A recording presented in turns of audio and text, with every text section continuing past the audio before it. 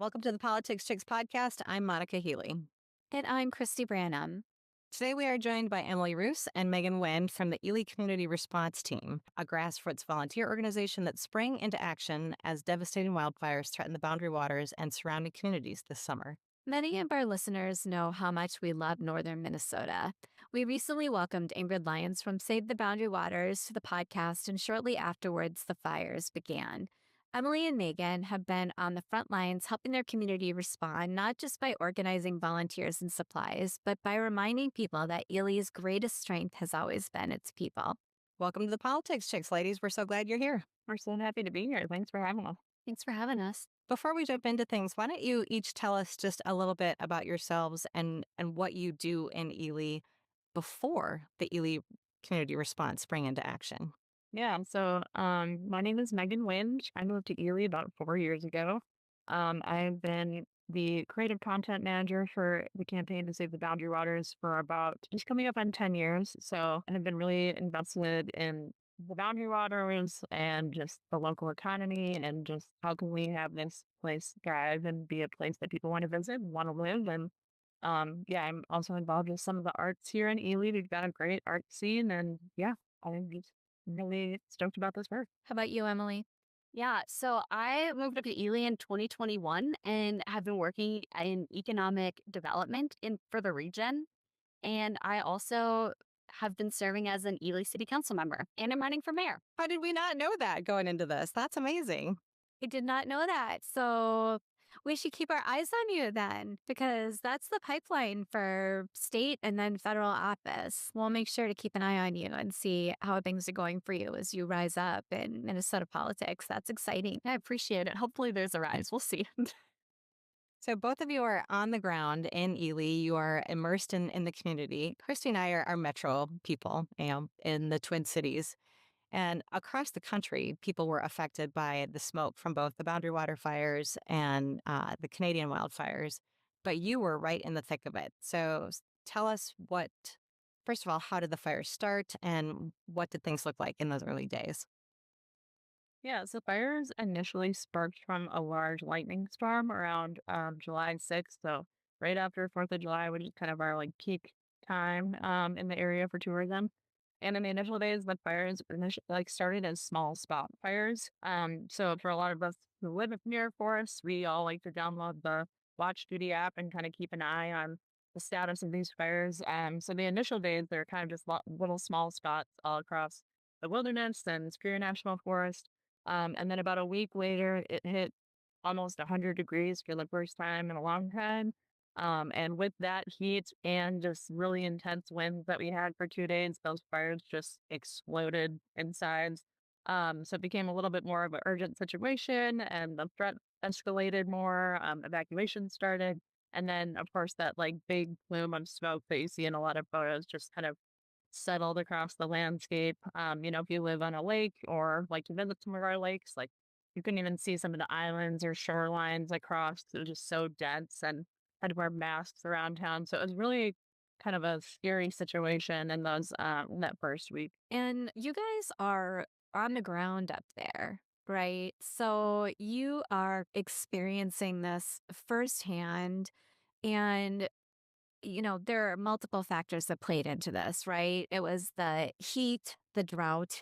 It was recently discovered that the federal government withheld funds that was meant to go in to help clean up the underbrush that serves as kindling for these fires. And just to put a fine point on this, a lot of y'all don't have air conditioning up there because you don't get the heat and the humidity that far north generally that we experience in the cities. So you're in the midst of this tumultuous weather situation. These fires break out.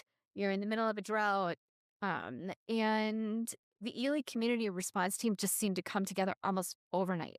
So how did that happen? Because it was pretty stupendous to watch. Yeah, so things were starting to escalate up here Monday and Tuesday. And on Tuesday, I sent out a text message to a few people that had told me that they were interested in helping do something, but we didn't exactly know what that something was. We agreed to meet Wednesday morning, and by noon, 1 o'clock on Wednesday, we had an organization formed And we have posters around town, social media up, and we were starting to do work connecting with the community. And that's lightning Fantastic. fast. Yeah. Holy. And you were operating out of the Historic State Theater. And Megan, you mentioned a little bit about that before we were recording, partly because of the air conditioning, correct? Because your Yeah. homes are air conditioned. So what does a day for the Ely response team look like at the State Theater? Yeah, so within those like first 4 or 5 hours, we had already kind of set up our hub there, as we kind of refer to it. And we all of us just sat at a table. We're trying to figure out like, okay, how do we get systems in place to gather needs and different offers. If you're familiar with the Ely area, you might know about our notorious Facebook group called What's Up Ely. I think it's Yeah. like 40,000 people on it. So Oh my gosh, really? yeah, and it grew more during the fires too. I'm not even sure what it is right now, but so people started putting offers in there like, hey, does anyone need housing? I have a bunch of N95 masks. Does someone want to come pick them up? But because it's like kind of hard to navigate all those offers in there, we decided to create a spreadsheet and like a form so people could submit those offers. We could collect them in one place, and then also as needs come in, try to like match those. So the initial first few days, we were in the theater, gathering those needs and offers.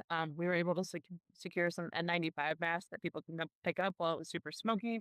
We were told about the Corsi Rosenthal method, which is taking 4 air filters and then taping them to a box fan and creating your own air filter at Mm. home. We had air purifiers also being donated. So we were just trying to find vulnerable people in the community that needed to pick up those different items or needed, yeah, some kind of assistance with those things.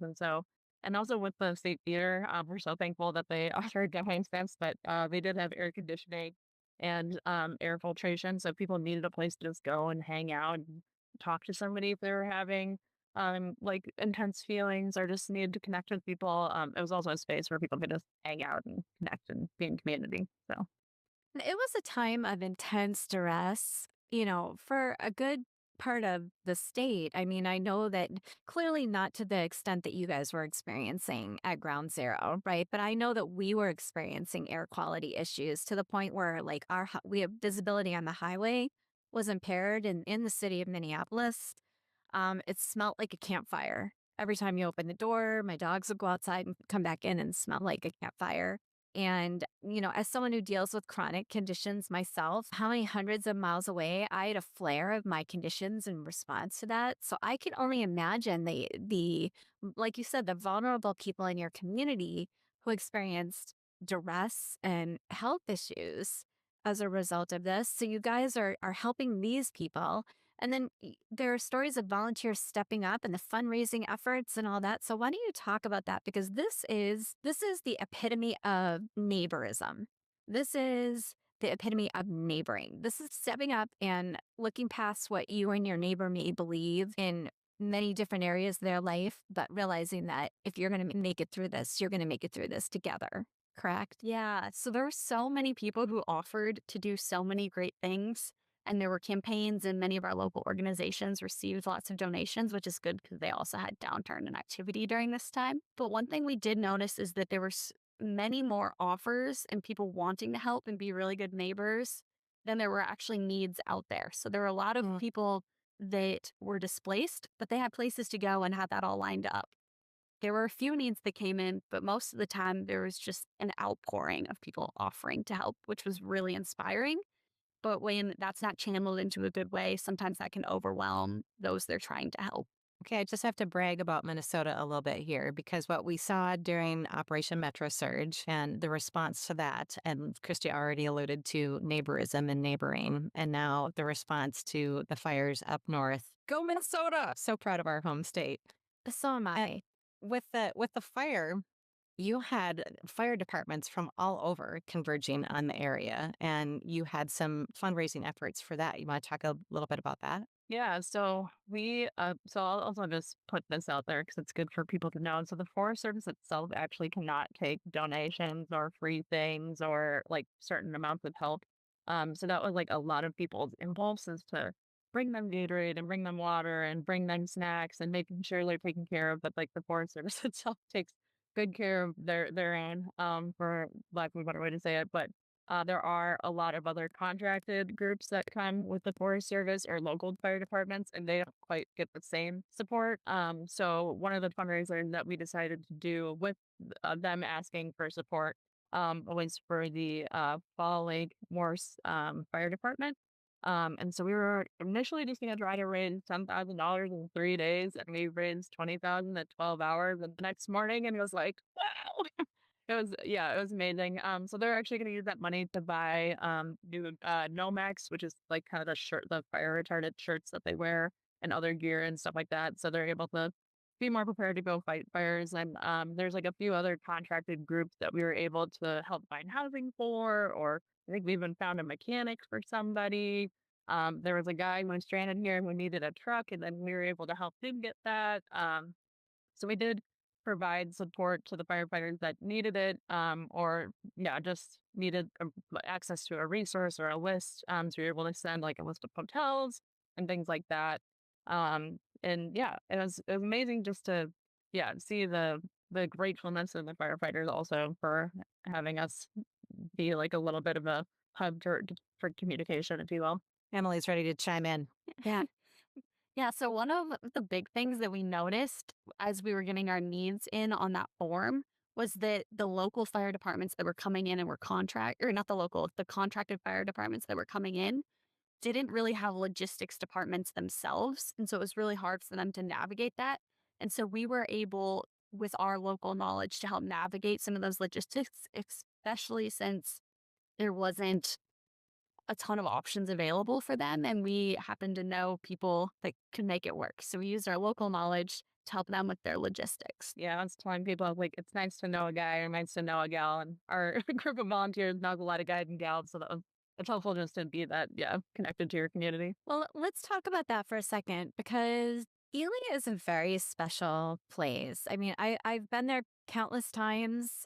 We have friends who have a cabin not far from there, and every time we go up, we make a trip into Ely. It is a cute little main street with lots of really fun stores and outfitters. There's a store that we always go to buy fudge because they have the best fudge.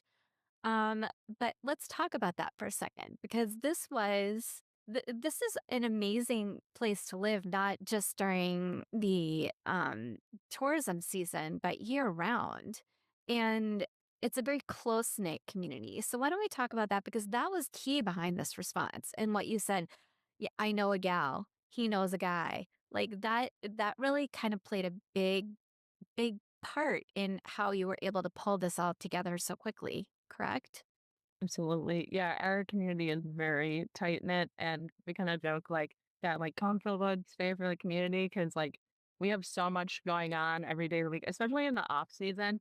I think like I don't usually see a lot of my friends in the summer because we're all busy or working or traveling or whatever, especially people who are working in the tourism industry. But then once like fall hits, it's like, okay, I can hang out with my friends again.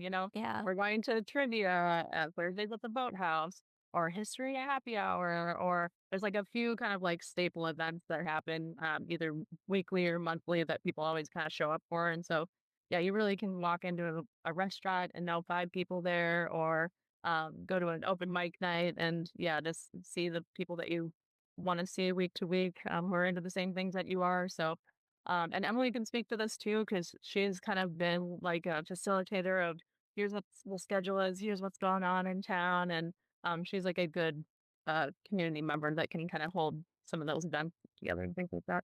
Yeah, I think Ely's the coolest community ever, and there's so much to do. I'm just such a big fan. But what Megan was alluding to, I used to send a text message to everyone in my contacts that lived in Ely, telling them the schedule of all the things that I was going to do during the week and if they wanted to meet me there. And it blossomed into something really big. But like Julie, your friendly cruise director from Love Boat, and that dates us. They're too young for that, Christy. They don't get that reference. Okay, go ahead, Julie/Emily. Yeah, I don't know. I just tell everyone about all the events happening, and there were so many. It would get to the point where there'd be 3 events in the night, and I'd be like, I'm going to be here for 20 minutes, and I'm going to go to this other one because you want to hit everything because there's so much going on and so many people, and you gain so many friends in this town, and you want to support them all and the activities that they're doing. And it's really just a robust, beautiful community. Yeah. Okay, that is like the best campaign speech for a mayor because I will say that as a Minnesotan for 30 years, there are so many places that I haven't even seen in the Twin Cities because I'm just not very good at exploring where I live. And you are exploring where you live and getting into the community. So go, Emily. Go, Emily. And what did this whole crisis though reveal about Ely that most people outside of northern Minnesota may not understand? Because we just touched on the neighborism and the strong sense of community, but what else did it reveal about that community? Yeah, I think that historically, like in the news and stuff, there's been headlines that's like Erie's a divided community, or there's like a lot of different politics. Like we're a very purple community. And I think in this moment, like people really put away their values and beliefs to just like come together and work together. And maybe it's just like, yeah, getting all the nonprofits in the same room and having a conversation about how we can be more emergency prepared in the future, or like maybe getting businesses that are both competing outfitters to like sign on to the same letter saying that they want support. So people kind of are, yeah, coming together in ways they usually wouldn't around this town, which is beautiful. As we're recording this, it's pretty much exactly a month to the day that those lightning strikes first started these fires, and you're still dealing with things. But as of yesterday, Governor Walz said that he was putting a stop to the emergency peacetime response, correct? Yeah, so we were kind of hopeful that they would extend that because in order like if they had to extend the peacetime emergency, they would need a special session. So we were hoping in that special session they would maybe put together some kind of package for relief for businesses up here. But now that there isn't an extension of the peacetime emergency, there's he said it's unlikely that they could get a special session together, but we're still hopeful. So we're putting pressure on them to call one sometime in the next few weeks to yeah support the businesses up here. And yeah, there's different sign-on letters going around. We're pushing people to contact their local legislators so they can come together to support us because I mean a lot of businesses up here are already projecting like 25% loss for the year, which everyone makes their money in the summer so they can kind of thrive throughout the winter or survive throughout the winter. So it's like really gonna be imperative to get some kind of support for businesses up here. So we're trying to put the pressure on for that. So, Emily, knowing that you're running for mayor, because I want to give you a shot to get some bites in here.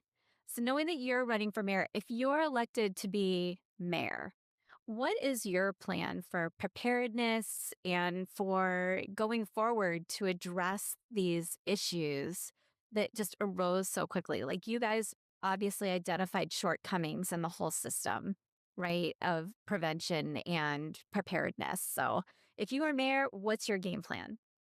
My game plan would be twofold. So, first, it would be advocating to get more resources up here regularly to help keep our surrounding areas and working with our neighboring townships to make sure that we can work on preventing and working with Firewise and continuing to be an advocate for our Firewise program, which is up here helping individuals prepare their homes for the fires. I would also be working to do a little bit more city marketing, for lack of a better term, where we would tell everyone what some of our emergency management plans would be in the case of this. So there isn't so much fear about what would happen.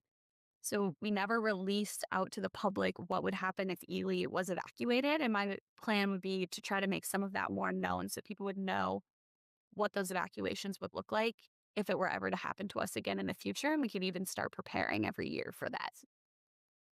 Well, if I lived in Ely, you would have my vote, Emily. Absolutely. And I'm going to circle back to something that Megan said, because you said that the community is looking at a 25% loss of income as a result of what's been happening. But Ely is still open for business. Northern Minnesota is still open for business. And we still have a month of summer left. Labor Day is as late as it can be this year. So what do you want to tell people that are thinking about canceling their trip up to Northern Minnesota? Would say that Ely is most certainly open. There's a lot to do up here that's not in the Boundary Waters. There's museums to explore, our very cute downtown. There's wilderness areas right outside of Ely. And maybe the best kept secret that those of us that live here haven't really been sharing, and I think are ready to share this year because of this disaster, is that the fall is actually the best time to come up here, right? The water's warm, there's no bugs, and it's just the best time. It's my favorite time to go out in the woods. It's my favorite time to be outside. Um, so I hope that people come up and experience what our fall has to offer. We often ask people what their favorite season is in Minnesota, and I always say there's a right or wrong answer, and because the right answer is fall. So I'm 100% aligned with that. Peak foliage up there is stunning. Absolutely stunning up there. And I have to tell you, so I've always lived in very urban areas. The very first time I saw the Milky Way was up in Ely. I had always lived in a place with so much light pollution that I wasn't able to see it. And it was just a sight to behold. And my bucket list is being up there when you guys have Northern Lights because it just has to be absolutely like, it must send a shiver down your spine. It's a great reason to come visit in, November, January, like some of the off-season months, the best time to see the aurora, which actually the last 2 years we've really had them like be popping out and a little more consistently showing up. But yeah, I would also echo what Emily said of like fall's the best time and also like come up in the off season. Like we have so much going on. That's like when the socializing happens and the events really pop off. So I would encourage people to just explore their unusual times to come to Ely because it really is special even those times of the year as well. Okay, let's get to a little lightning round. And you already said what your favorite season was. Well, actually, Megan, are you similar? Do you like the fall too? Yes, I'm an October birthday, so that is my peak fan is October. Okay, how about a favorite place to watch the sunrise or the sunset? I'm not a morning person, so I'm gonna go sunset, and I would do it at the Sandy Point Landing on Shagwell Lake in Ely because there's a nice dock, and it like, especially in the summer, it like kind of it's a little more northwest. So that's I think my favorite spot. Emily? Best place for a sunrise, I'm a morning person, is on the Trezona Trail in Ely. Favorite local restaurant? Because there's no chain restaurants up there, right? It's all little mom and pop restaurants. So, what's your favorite restaurant up there? Boundary Waters Kitchen. Ooh, that was fast. Yeah. Didn't even have to think about that one. I'd say I'll echo that for lunch and then for dinner. Dinner I like well. They've got a nice cocktail arrangement. My family is very much into theater. So, why don't you guys tell us a little bit about the state theater there? And beyond being a hub for this wildfires season, talk a little bit about what that theater does to bring arts to the community because it's not in a spot you would think of. Like people would not think about bringing theater to rural Minnesota, but that's exactly what the state theater does, correct? Yeah. So our state theater is really robust. It's a nonprofit and it's recently been renovated. So it's super cute and super historic. And there's one theater that is big and has the historic seats. And then there's a smaller one that's more intimate and has really comfy seats. But it's also a hub for other events in town. So our local event, Dancing with the Ely Stars, which Megan has been in, I think, every year, is um, is one of the best events, and it's hosted there on the stage. There's other events that are hosted there. Just a few weekends ago, a local band, Stony River, played there, and it was a huge event and brought out the whole town. So there's a lot that happens, and it's really a community hub. Even our Ely Community Resource, a very similar name to ours, but is not the same organization, they have their local art auction every year there. Okay, you guys are totally selling Ely, 100%. Any other hidden gems that people should check out? One thing I wanted to touch on the arts again is that we actually have a really awesome local arts nonprofit called Northern Lakes Arts Association, which I am a little bit involved with, but they actually hire like actors to come every summer and have two big productions that are really high quality.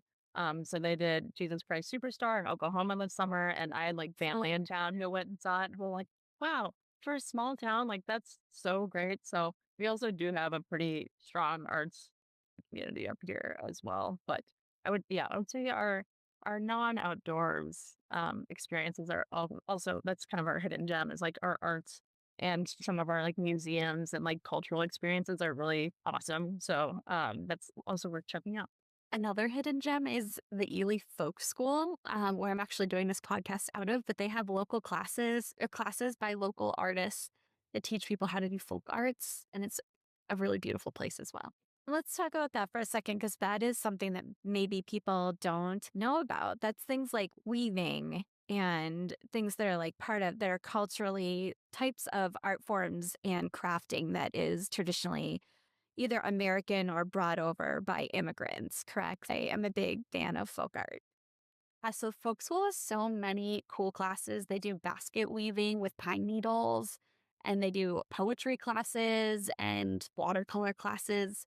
And one of my favorite events that the folk school puts on is they do a community dance where they hire a caller to do a contra dance. So it's like do-si-do your partner.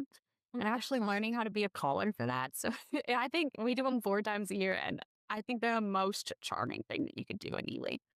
That is so awesome. I love that. I'm a recently retired music teacher, and that was one of my favorite things to do with the kids was folk dancing. So I love that you do that. So you said that that's one thing that people should do. If people had one weekend in Ely, what are you going to tell them to do besides the folk dancing? That's a hard question. No, I got it. Yeah. Well, Yeah. on your way through to town, you can stop in Sudan and go to the Sudan mine. You can get to town and you can hit up breakfast or like a mid morning brunch at one of our local coffee shops. So, Northern Grounds, Brainstorm Bakery, or the Delicatessen. They're all really good coffee shops in town. And then you can check out some of our local museums, the Ely Winton Historic Society, the Pioneer Mine, which is how you know that it's even open is there's a guy that drives an old time Jeep, and if his car's there, you know that you can go to that mine and he'll give you a tour. Everyone knows him Yeah, there it's too. Like you cool. see him and they point to him, and it looks like a military jeep. Yeah. Yeah, it's really hard Yeah. to miss. Yeah. Yeah. And then you can go to the Dorothy Moulter Museum, and in the afternoon, you could take a class at the folk school, and you can go swim at Seamers Park, and there's islands to hike around, and you go swim in the beautiful beach there and walk around the Trezona. You can go for an evening bike ride on the Mesabi Trail, and you could do dinner at Insula or Burnside Lodge or the Boathouse. And then you could end the night if you want to really late and go to a movie at the State Theater. Or lay on your back on a blanket and just watch the stars because you can see all of them up there.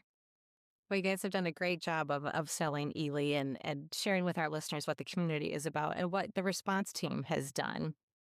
And Yeah. where can our listeners follow the Ely community response and stay updated and maybe help out a little bit? Yeah, so we are on Facebook. Ely's a very Facebook-oriented town, as you'll learn. But we have the Ely Community Response on Facebook, and then we also started a Substack just to provide updates. And so you can find us at substack.com/Ely Community Response. We also have an email that's elycommunityresponse@gmail.com. So if you have an offer or you have a need, you can reach out to us anytime, and we're usually able to fulfill that need within 24 hours. So yeah, if you have something that you want us to know about, reach out. And we ask this of all of our guests, and I'd like you both to answer this. What's giving you both hope right now? I I feel like it's hard to not repeat myself a million times, but community. Like I've just been so inspired by the people who are my neighbors, and their willingness to just like speak out and maybe acquire new skills in this time, becoming a leader and just being creative and problem solving. So I'm just inspired by people connecting with each other during hard times. I mean, to copy Megan, but I'm always inspired in Ely by Ely's community, and community is just so beautiful here, and people coming together to support each other. It's awesome. That's That's great. amazing. Well, thank you guys so much for coming on today. We usually have a show rundown, but we like deviated from it, much to my caution, because I am the script person and Monica is not. But we dug really deep into the arts today, and I think that that's a strong selling point in itself. So if you want to go see some good theater and experience the best of what Minnesota has to offer up north, head to Ely. I think that's the takeaway today. And Too. vote for Emily Roose for mayor too. I think that's another great takeaway. So thank you guys for both for joining us today, and thank you for the countless hours you've given to your community during this incredibly difficult time. Both of you have been so poised during this interview, and I think that says a lot because you're both relatively young. I mean, looking at you at least compared to Monica and I, you're relatively young. So seeing you guys remain so calm and composed, yet so professional and organized, that's what's giving me hope. There are the young people like you who are stepping up into situations, especially in situations of crisis, and showing the mettle that you're really made of. So thank you for doing that. Yeah, thank you for having us on and drawing attention to this beautiful town that we live in. So we appreciate the time. Thank you so much. I really appreciate it. Yeah. Emily, you looked like you had something else to add. Well, I was gonna say that if people want to help support Ely right now, the best thing they could do is reach out to their legislators and ask that they call a special session to help us with economic relief. And I just wanted to draw some attention to that. Great point to end with. So, to our Excellent. listeners, especially our Minnesota listeners, listen to what Emily said. And your story is such a great reminder of that when that disaster strikes, it's everyday people coming together that accomplish extraordinary things just by showing up for one another. And we heard you echo that over and over about that's what you love about Ely as the community. So we hope our listeners will not only be inspired by what you've shared today, but will also consider planning a trip to Ely and supporting the businesses and people who make that community so special. To our listeners, if you're finding meaning in the stories we're sharing, if something moves you, challenges you, makes you see the world a little differently, please like, comment, and share. It helps more than you know. And follow us everywhere at the Politics Chicks on Substack, Threads, Blue Sky, Instagram, TikTok, and Facebook. Thanks for being a part of our community. Keep shining your light so we can find each other in the dark. And remember, we're stronger together. Megan and Emily, thank you so much for coming on today. This has been a really great interview, and I'm sure a few more people are going to plan a trip to Ely this late part of the summer, early fall to experience everything your community has to offer. And call your legislators. And call your legislators. Thanks, ladies.